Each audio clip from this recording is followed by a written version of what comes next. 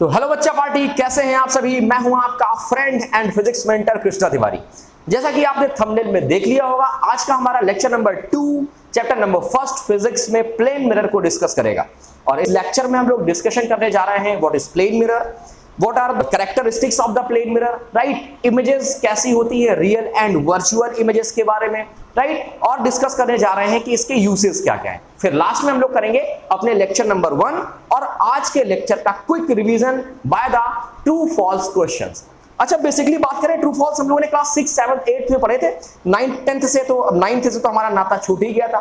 लेकिन आपको मैं बता दूं, ट्रू फॉल्स एक बहुत ही प्यारा सा कंसेप्ट है अपने आप को मेमोराइज करने का, सब्जेक्ट को मेमोराइज करने का। कोई भी टॉपिक है आपको मेमोराइज करना है, ट्रू फॉल्स उसके निकाल के पढ़ लो, मेमोराइज हो जाएगा। ठीक है ना। चलो तो आज शुरू करते हैं। सबसे पहले हम लोग बात करेंगे व्हाट इज प्लेन मिरर की, है ना। चलो बात करते हैं भाई।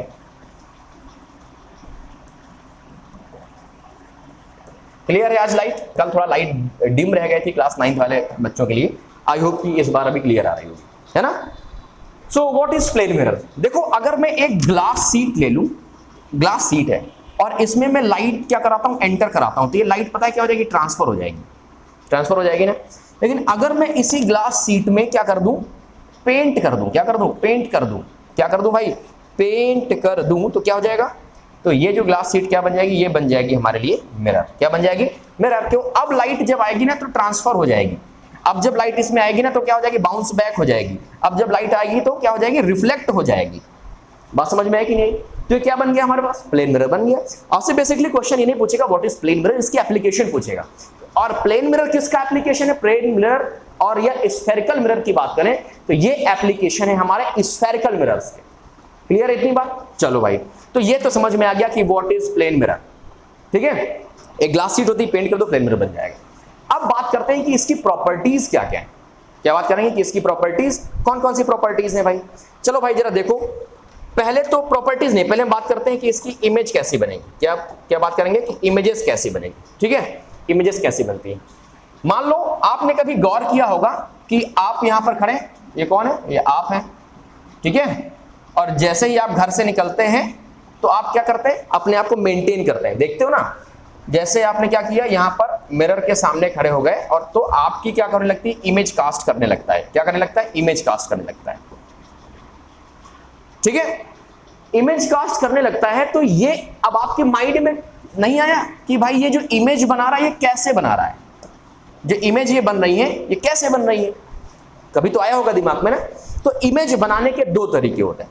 ठीक है, पहला तो होता है कि अगर जो आफ्टर रिफ्लेक्शन जो रेज है ना, जो रेज आती है लाइट की आफ्टर रिफ्लेक्शन, वो रियल में इंटरसेक्शन करें, रियल कट करें आफ्टर रिफ्लेक्शन, ध्यान रखना। और या तो वो वर्चुअल कट करें, वर्चुअल क्या करें, कट करें, इंटरसेक्शन करें या कट करें। दो तरीके हो सकते हैं। तो अगर रियल कट कर रही है तो यहां पर जो इमेज कास्ट होगी वो कैसी इमेज कास्ट होगी, रियल इमेज कास्ट होगी। और अगर वर्चुअली कट कर रही है आफ्टर रिफ्लेक्शन, ध्यान रखिएगा, तो कैसी इमेज कास्ट करेगा, वर्चुअल इमेज कास्ट करेगा। क्लियर है बात कि नहीं क्लियर है। ठीक है, तो यहां से दो तरह की इमेजेस बनी हमें मिली। कौन सी, एक तो रियल इमेज मिली, ठीक है, और ये रियल लिखा हुआ है, ठीक है, वो गलती से है। इसके बाद दूसरी कौन सी बनी हमारे पास, वर्चुअल इमेज मिली। दो तरह की इमेज हमें मिल गई। रियल इमेज क्या होता है, पहला पॉइंट क्या है रियल इमेज में कि एक्चुअल इंटरसेक्शन ऑफ रेज। और वर्चुअल इमेज में क्या लिख सकते हो, ये आप लोग लिखिएगा, मैं केवल आपको पॉइंट बता रहा हूं कि अगर वर्चुअली हमारा इंटरसेक्शन हो रहा है रेज का, तो वो इमेज जो बनेगी कैसी बनेगी, वर्चुअल बनेगी। ठीक है, दूसरा जो खास बात है रियल में क्या है कि it can be projected on screen, मतलब इसको हम लोग स्क्रीन में बना सकते हैं। तो सर कह दो मैं आपको देख रहा हूं तो ये भी तो स्क्रीन है, बट ये तो वर्चुअल है। जैसे आपने नाम सुना होगा वर्चुअल गूगल मीट, वर्चुअल एक और कौन सी मीट होती है, हम लोगों ने बहुत पढ़ा था, क्लाउड मीट होती है तमाम, Zoom meeting, yes Zoom meet. तो कैसी है, वर्चुअल मीट होती है। तो सर वो तो स्क्रीन में दिख रहा था, नहीं, वो स्क्रीन के पीछे दिख रहा है, एक्चुअल में हमें नई चीजें फेस हो रही हैं। फॉर एग्जाम्पल, जैसे आप थिएटर जाते हो तो थिएटर में आप देखते हो कि पीछे से रेज आ रही होती है, प्रोजेक्ट हो रहा होती है रेज, राइट। तो वो एक्चुअल रेज इंटरसेक्ट करके इमेज बनाती हैं उस स्क्रीन पे, that is real images. But जो आप मिरर देखते हो ना, तो मिरर में जो आप इमेज देखते हो वो मिरर के पीछे बन रही है और वो एक्चुअल में इंटरसेक्शन की वजह से नहीं बन रही है, तो वो वर्चुअल इमेज हो गई। जैसे आप मुझे देख पा रहे हो ना, ये एक वर्चुअल इमेज आपके सामने आ रही है। बात समझ में है कि नहीं आई? तो हम रियल इमेजेस को स्क्रीन में कास्ट कर सकते हैं, वेयर एज हम लोग वर्चुअल इमेजेस को स्क्रीन पे कास्ट नहीं कर सकते हैं। Does not cast in screen. Clear है? तो ये हमें पता चल गया कि जो इमेजेस हैं ये दो तरह की होती हैं, और मैंने आपको बताया कि इमेजेस कैसे बनती हैं, तो आपको तुरंत दिमाग में आ जाएगा कि इंटरसेक्शन ऑफ रेज की वजह से बनती है। वो इंटरसेक्शन चाहे रियल में हो चाहे वर्चुअल। क्लियर है बात कि नहीं क्लियर है? बहुत बढ़िया बात। चलिए आगे बढ़ते हैं। अब हम लोग बात करेंगे कि सर अगर प्लेन मिरर है तो प्लेन मिरर में इमेज कैसे बनती है। तो आपने कभी गौर किया होगा कि मान लो ये कौन है, ये है आप, मुंह लटकाए खड़े हो, रिजल्ट आया है, तो हो सकता है बड़े भैया के चक्कर में आपको भी सुनने में आ गया हो कि ये भी नहीं पढ़ता लिखता, इसका भी रिजल्ट ऐसा आएगा, है ना। टेंशन में खड़े हो, मिरर के सामने सोच रहे हो भाई क्या करूं, भविष्य अंधकार में है। तो आपकी इमेज जो है ना कुछ इस तरह से बनेगी। देखो आपने इसमें कौन सा जो हैंड है कौन सा राइट वाला ऐसे लगा रखा है ना ऐसे, और इसमें देखो कौन सा वो ऐसे होगा, ऐसे होगा, राइट। मतलब कि इसमें जो आपका हाथ दिखेगा वो कैसा दिखेगा, लेफ्ट वाला दिखेगा। कभी आपने नोटिस किया हो जो ड्रेसिंग मिरर है जिसमें सच समझ के जाते हो उसमें राइट हैंड दिखाते हो तो वो आपको लेफ्ट हैंड दिखाता है, कहोगे ऐसे तो वो लेफ्ट हैंड से बोलेगा मारूंगा। बात समझ में आ रही है कि नहीं आ रही है? तो ये जो इमेज बन रही है वो कैसी है, इसको बोलते हैं मिरर इमेज। क्या बोलते हैं इसको हम लोग? इसको बोलते हैं मिरर, इसको बोलते हैं मिरर इमेज। ठीक है, बहुत बढ़िया बात है। आपने कभी एक और फील देता हूं, नोटिस करिए। मान लो ये हमारे पास क्या है, स्क्वायर। आपने रीजनिंग का नाम सुना है, जनरल एप्टीट्यूड, उसमें इस तरह क्वेश्चन आता है मिरर इमेज के। यहां पर लगा दिया एक मिरर, बोलता है यहां पर एक एरो है, यहां पर एक एरो है, यहां पर 4 पॉइंट है और यहां पर 2 पॉइंट है। बोलेगा कि 4 ऑप्शन देके आएगा। जो एनईपी है, न्यू एजुकेशन जो हमारे पास पॉलिसी है, उसमें शो किया गया कॉम्पिटेंसी बेस्ड पढ़ाने के लिए, तो उसमें ऐसे क्वेश्चन पूछे जाते हैं। ठीक है, तो इसमें 4 ऑप्शन देके आएगा, बोलेगा कौन सा करेक्ट है। तो अगर हमें पता है कि कैसे फॉर्म होती है इमेज तो हम समझ जाएंगे, तो तुरंत इसको क्या करो, ऐसा कर दो। बात समझ में आई? ऐसा किया हम लोगों ने, तो ये एक स्क्वायर ब्लॉक हो गया। ये आपने नोटिस किया होगा, अगर आपको याद आ रही है, अगर आपको याद है तो देखो ये ऐसा बन जाएगा, ये बन जाएगा कुछ इस तरह से, ये एरो है, सही कर लीजिएगा। ठीक है, ये जो है 4 डॉट इधर आ जाएंगे, 2 डॉट इधर आ जाएंगे, कुछ इस तरह से मिरर इमेज बनेगी। सो इसे हम लोग बोलते हैं मिरर इमेज। अब ये बनती कैसे है जरा ये समझ लो। क्या रियल में इंटरसेक्शन करने की वजह से बनती है? नहीं, अभी मैंने बताया। तो कैसे बनती है? तो इसको बनाने के लिए जरा पता है क्या होता है। मान लो ये हमारे पास एक प्लेन मिरर है, क्या है ये, प्लेन मिरर है, क्लियर। और ये है हमारे पास एक पॉइंट साइज ऑब्जेक्ट P। तो पहली रे इससे टकरा करके क्या हो गई, प्रोजेक्ट हो गई। दूसरी रे टकरा करके इससे क्या हो गई, रिफ्लेक्ट हो गई।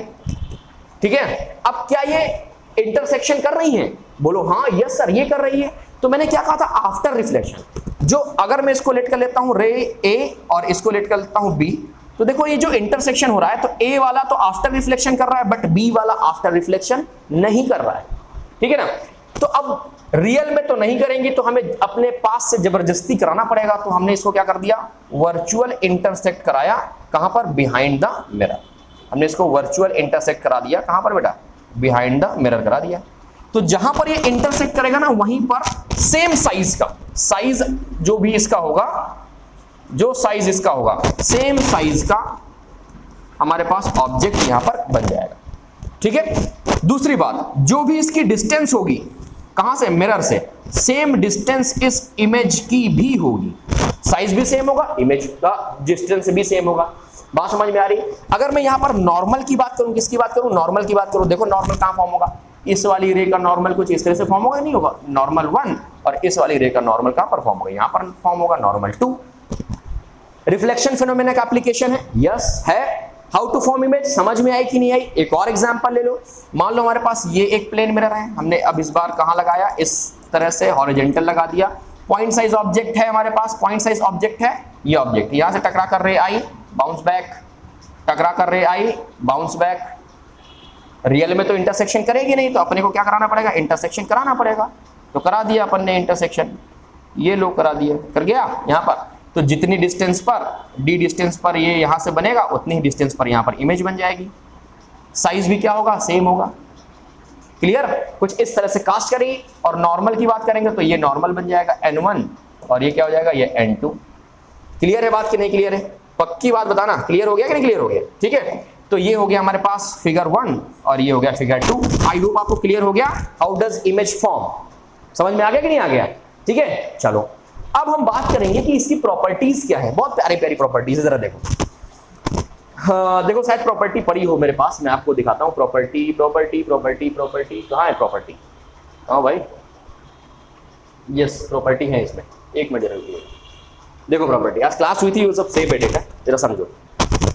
प्रॉपर्टी, पहली प्रॉपर्टी क्या है कि ऑब्जेक्ट का जो साइज होगा, इसका साइज होगा, ऑब्जेक्ट का जो साइज होगा वो क्या होगा, वो सेम होगा किसके, इमेज साइज से। जब हम लोग पढ़ रहे थे अभी, तो हम लोग क्या देखा था कि जो इमेज की साइज थी ना, उतने ही साइज का ऑब्जेक्ट बन रहा था। भाई आप अपने ड्रेसिंग मिरर के सामने खड़े होते हैं तो आप अपने आप को उतना ही हाइट का पाते हैं जितनी हाइट आपकी है।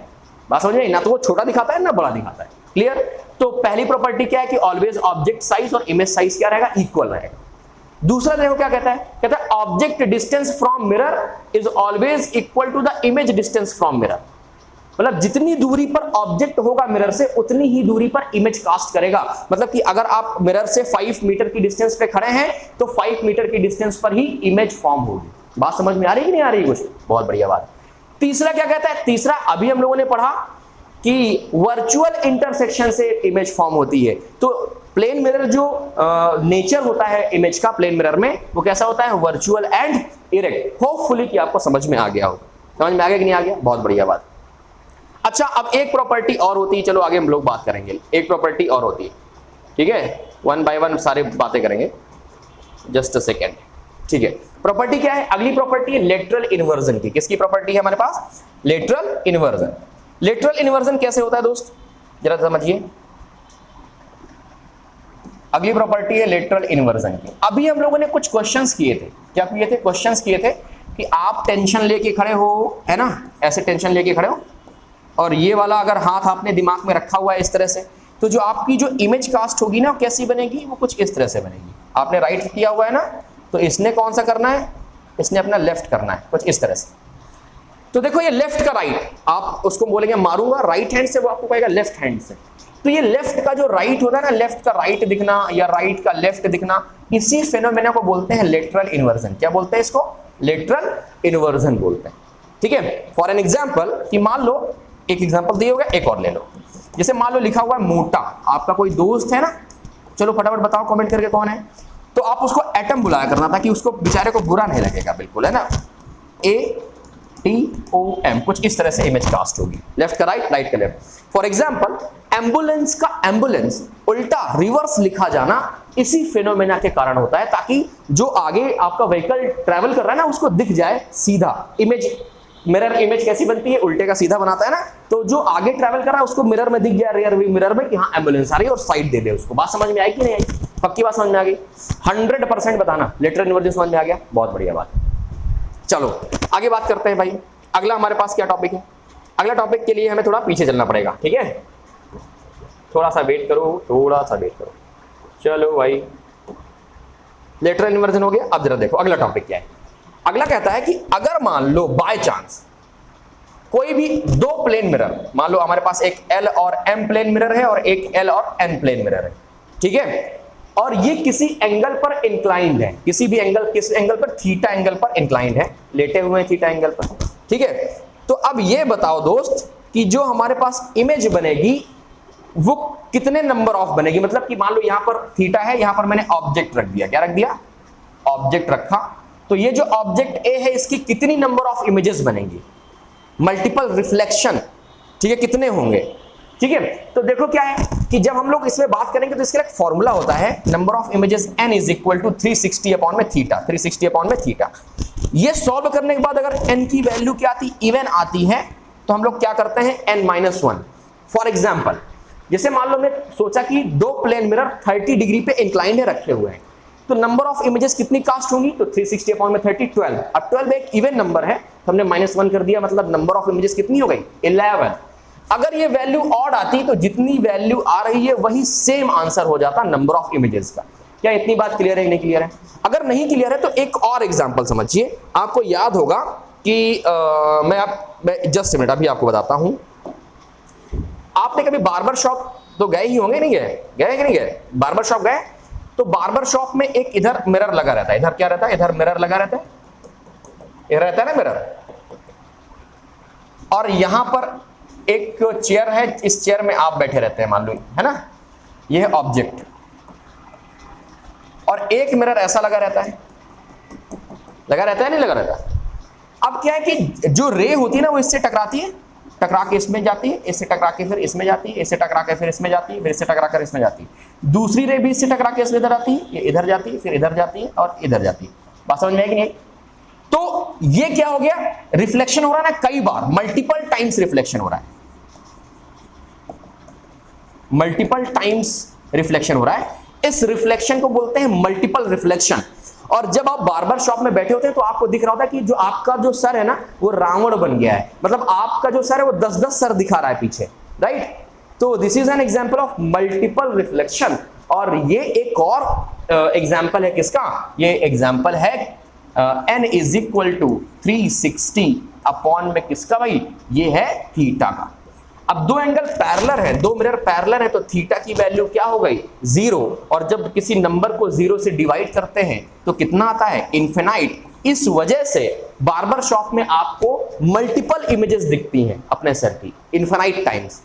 बात समझ में आएगी नहीं आई? पक्की बात। चलो आगे बढ़ते हैं। चलो इसके बाद एक और है वेलोसिटी से रिलेटेड क्वेश्चन। अरे सर वेलोसिटी कहां से आ गई? है भैया, सब कुछ है इसमें।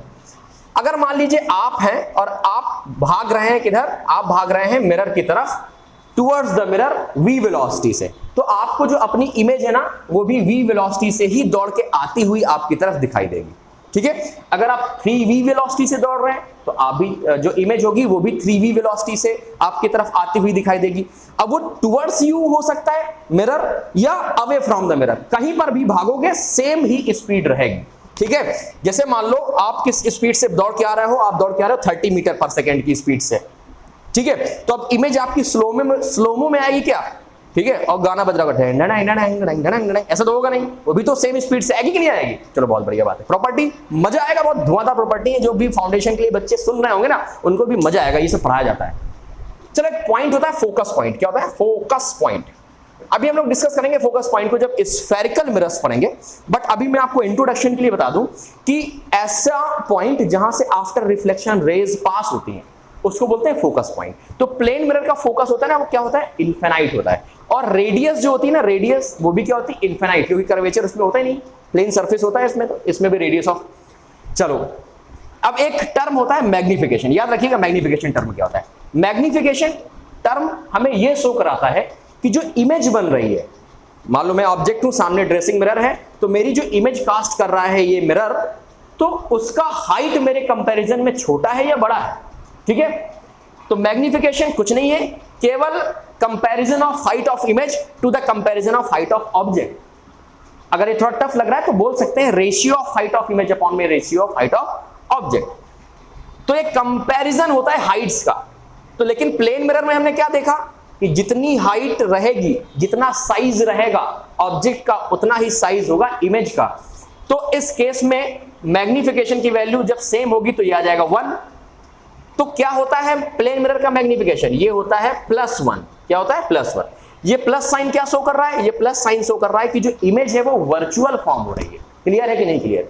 क्लियर है बात? चलो बहुत बढ़िया बात है, अगर क्लियर है तो आगे बढ़ते हैं। अब बात करते हैं हाइट। मान लो आपकी हाइट कुछ है, h हाइट है, ठीक है? मैं चलो बताता हूं आपको। मान लो थीम ब्लैक कर देता हूं तो आपको थोड़ा सा आसान हो जाएगा समझना। मान लो कि आपके पास क्या है, आपके पास हाइट है, ठीक है? मान लो कि आप एक खड़े हैं और आपकी हाइट क्या है, h हाइट की है। कितनी हाइट है आपकी, h। और आपकी जिद है कि नहीं मुझे अपनी पूरी बॉडी देखनी है, फुल बॉडी चेकअप कराना है,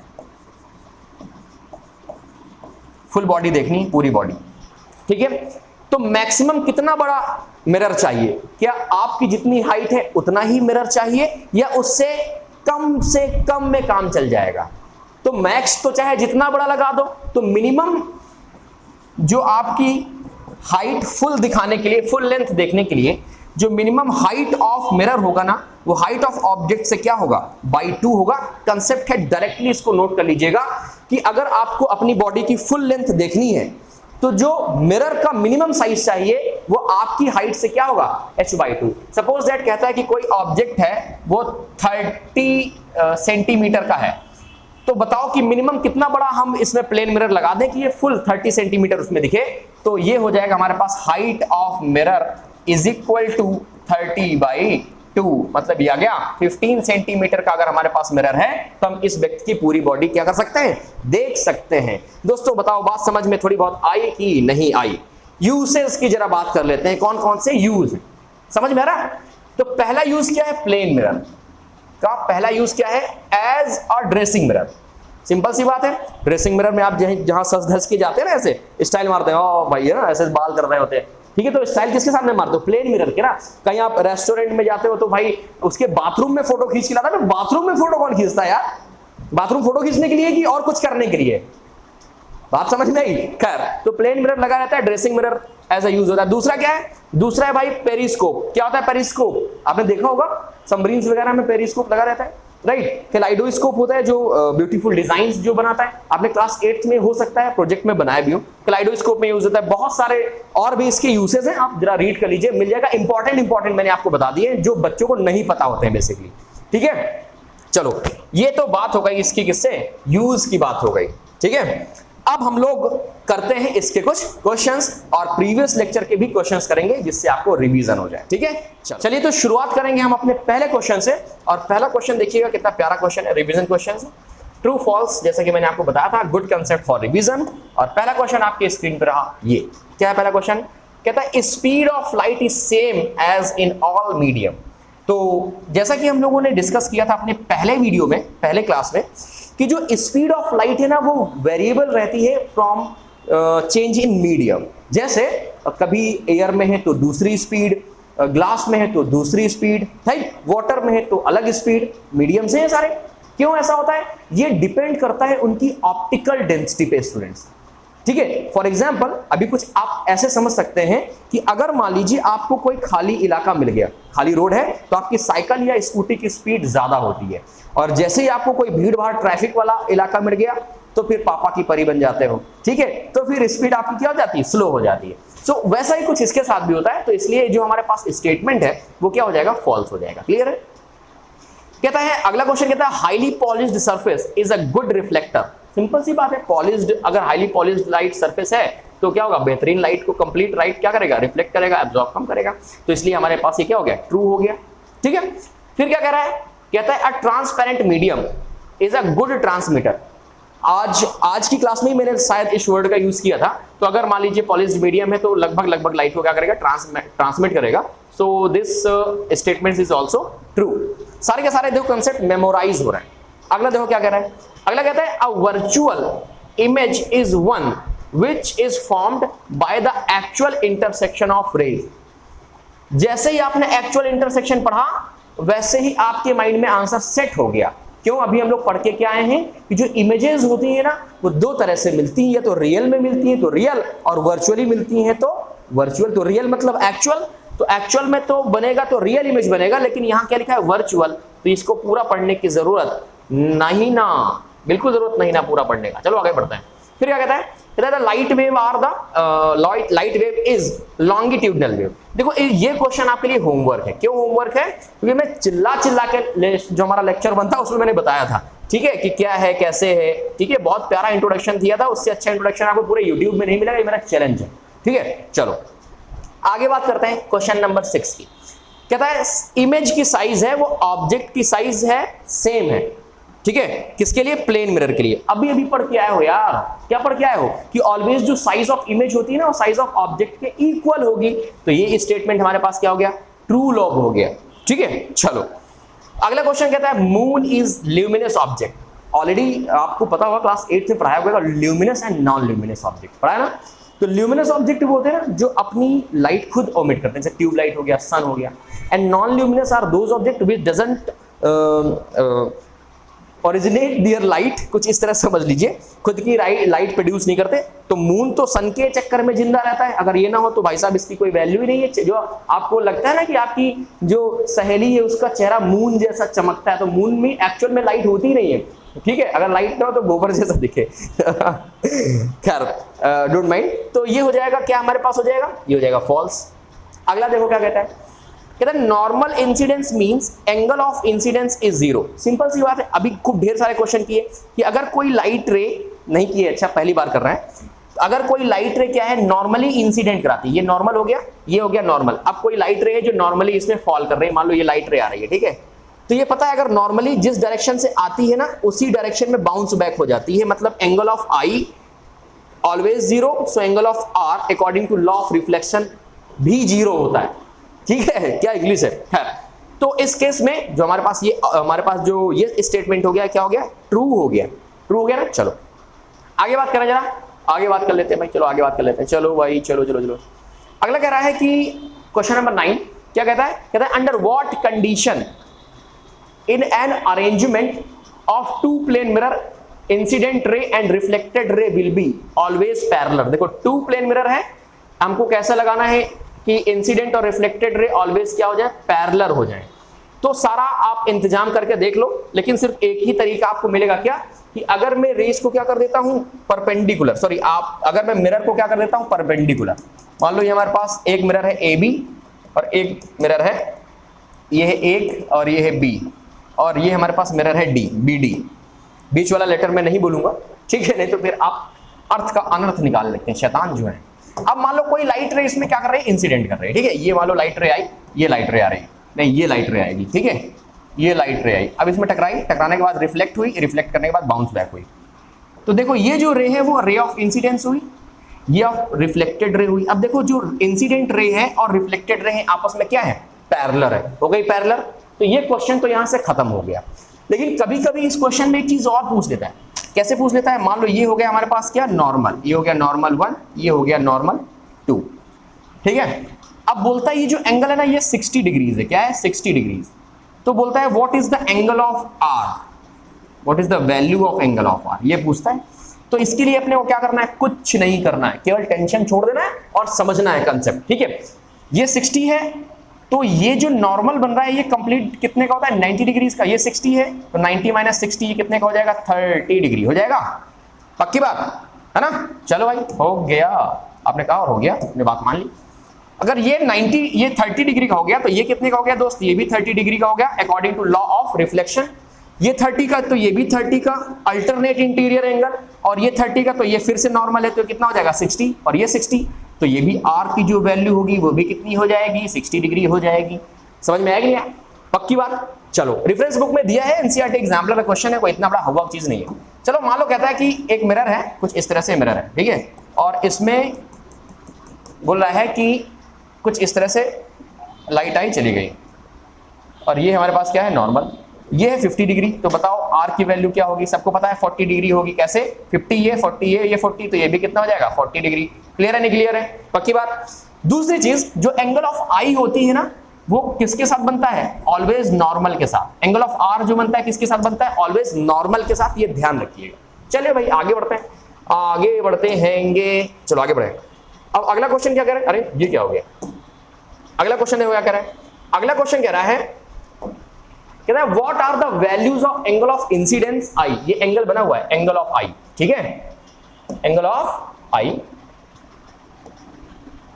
and angle of r for the normal, for normal incidence. Normal incidence आप सबको पता है कि एंगल ऑफ आई की वैल्यू 0 होगी, तो एंगल ऑफ आर की वैल्यू भी क्या होगी 0 होगी, ठीक है। पहला लेक्चर आप में से जिन बच्चों ने नहीं देखा तो फटाफट जाकर के पहले इस वीडियो को यहीं रोक दो, पहले वो वाला लेक्चर देखो, तब सारे के सारे क्वेश्चन आपको आ रहे होंगे, ये मेरा आपको प्रॉमिस है। बात समझ में आई कि नहीं आई। और ये जो क्वेश्चन मैं आपको आगे कराने वाला हूं ये आपको कहीं मिलेगा नहीं, ठीक है, ये भी मेरा आपको खुला ओपन चैलेंज है। अब ये तो मिल जाएंगे सारे सारे, अभी जो आगे कराने वाला हूं ये फाउंडेशन में ही आपको मिलेगा, ठीक है ना। चलो कहता है क्वेश्चन नंबर 10 तो कह दिया, अब अगला क्वेश्चन देखो क्या कहता है। अगला क्वेश्चन हमारे पास असर्शन एंड रीजन है ना। चलो देखो भाई असर्शन रीजन, आपने क्लास 9th में असर्शन रीजन किए हुए हैं तो आपको इतना टफ टास्क नहीं लगेगा, ठीक है ना। असर्शन कैसे इसमें 4 ऑप्शन होते हैं। पहला तो होता है assertion true, reason true and reason is a correct explanation of assertion. दूसरा क्या होता है कि assertion true, reason true but reason is a not correct explanation of assertion. और थर्ड होता है assertion true but reason false. और fourth होता है असर्शन फॉल्स, रीजन ट्रू। ठीक है, तो जरा देखो, कहता है अ ray of light incident normally ध्यान रखना, on a reflecting surface does not suffer any reflection. True है, नॉर्मली आती है तो उसी डायरेक्शन में निकल जाती है, आई आर 0 होते तो रिफ्लेक्शन हुआ ही नहीं, तो यहां पर ये हो जाएगा ट्रू, ट्रू लॉब हो गया। ठीक है, चलो रीजन देखो, कहता है the angle of reflection is 0 when angle of incidence is 0। देखो बात ये भी सही कह रहा है और ये भी बात सही कह रहा है कि जब एंगल ऑफ आई 0 होता है तो एंगल ऑफ आर भी 0 होता है। तो ये क्या बता रहा है, ये प्रूव कर रहा है लॉज ऑफ रिफ्लेक्शन को। ठीक है, वो ये नहीं बता रहा है, कुछ बच्चों को लग रहा होगा सर ये बता रहा है कि देखो कि नॉर्मली आएगा तो angle of i angle of r 0 होंगे। ये कहां कह रहा है, कह रहा है कि the angle of reflection is 0 होता है जब आई क्या होता है 0 होता है। हालांकि एक रीजन हो सकता है बट मेरे अकॉर्डिंग इसका जो आंसर है वो बी होना चाहिए।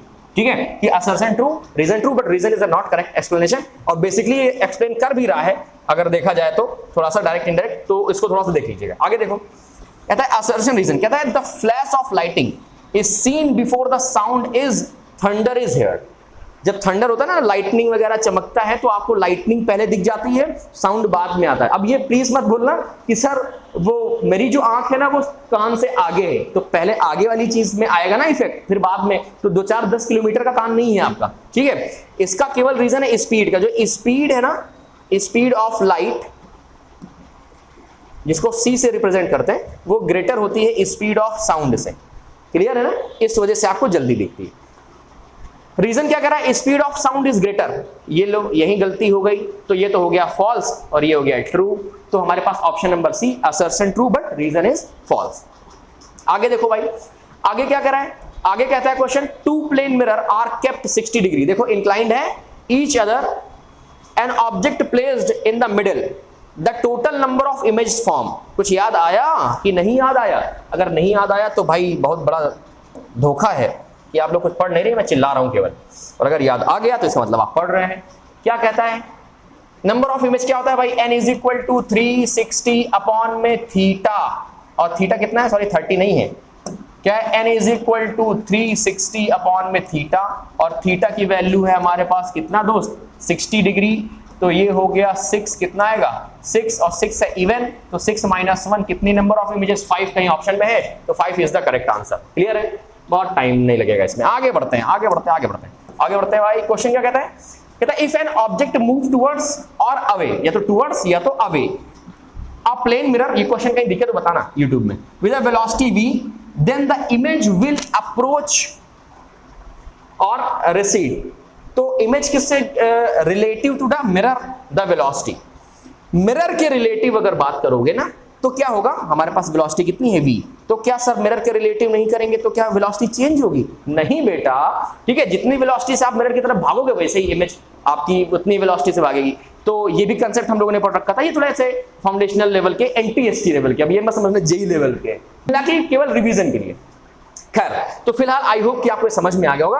अब हम लोग चलते हैं कहां पर, अब लोग चलते हैं स्टार्ट जहां से किया था। कहां से स्टार्ट किया था हम लोगों ने, स्टार्ट किया था यहां से। ठीक है, तो आज के लिए इतना ही। आई होप कि आप मेरे 1000 की जर्नी में मेरा साथ दे रहे होंगे, और आपने अभी तक सब्सक्राइब कर दिया होगा। एक छोटा सा टारगेट यार पूरा नहीं किया जा रहा आपसे, फटाफट जाके कर दो। आज के लिए इतना ही। हंसते मुस्कुराते खिलखिलाते रहो। Bye bye, tata, take care.